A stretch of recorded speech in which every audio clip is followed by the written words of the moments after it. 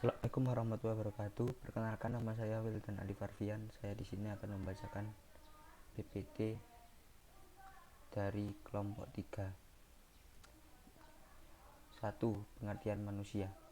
Pengertian manusia secara faktual, kegiatan pendidikan merupakan kegiatan antar manusia, oleh manusia dan untuk manusia. Itulah mengapa pembicaraan tentang pendidikan tidak dapat dilepaskan dari pembicaraan tentang manusia. Dengan pendidikan diharapkan manusia dapat meningkat dan berkembang seluruh potensi atau bakat alamiahnya, sehingga menjadi manusia yang relatif baik, lebih berbudaya, dan lebih manusiawi, agar kegiatan pendidikan lebih terarah sehingga nantinya dapat berdaya guna dan berhasil guna. Maka diperlukan pemahaman yang relatif utuh dan komprehensif tentang hakikat manusia. Untuk menjawab pertanyaan tersebut telah banyak upaya dilakukan, namun rupa-rupanya jawaban-jawaban itu secara dialektif melahirkan pertanyaan baru, sehingga upaya pemain manusia diisi merupakan pokok yang problematis dengan ungkapan lain. Manusia masih merupakan misteri bagi dirinya sendiri. Informasi penting sekitar kemisterian manusia dapat dilihat dalam buku berjudul Manusia, sebuah misteri karya dari Louis Leigh. Dalam beberapa sumber pustaka dapat ditemukan sebagai rumusan tentang manusia. Manusia adalah makhluk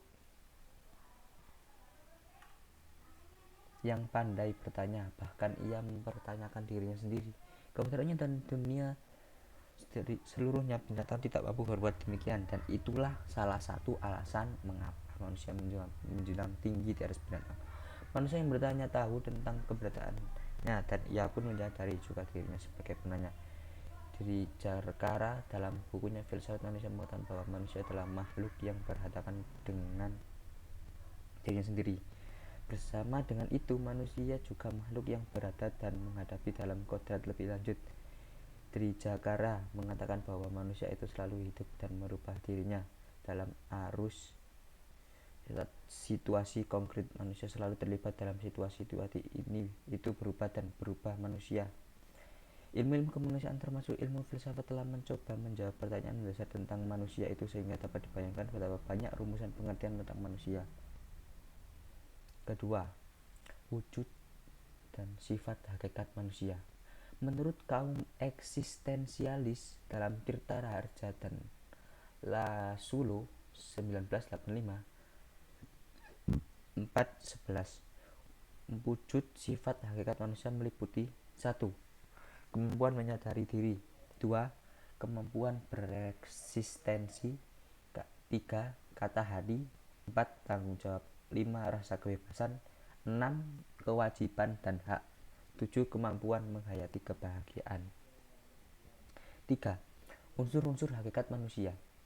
Menurut Notonagoro, manusia adalah makhluk monopolaris. Maksudnya makhluk yang memiliki banyak unsur kodrat, tetapi merupakan satu kesatuan yang utuh.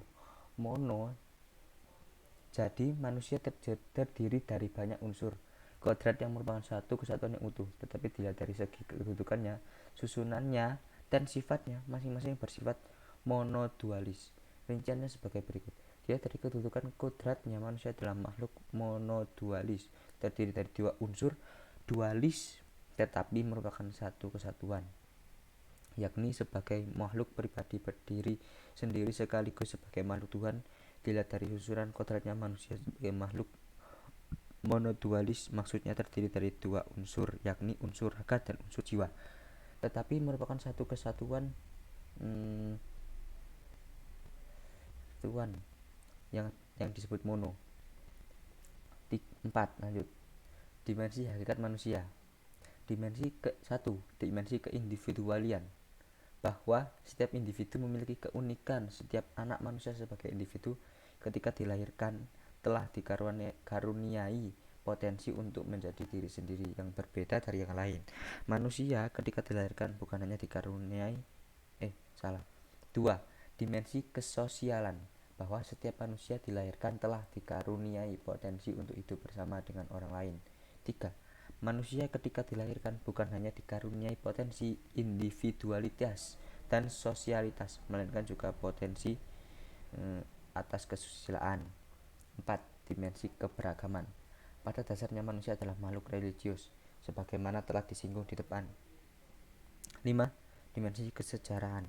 Dunia manusia, kata Ortega Y Gasset, bukan sekedar suatu dunia vital seperti pada hewan-hewan. Sekian dan terima kasih. Apabila ada kesalahan kata atau kurang memahami perkataan saya, bisa Anda baca sendiri PPT-nya. Terima kasih.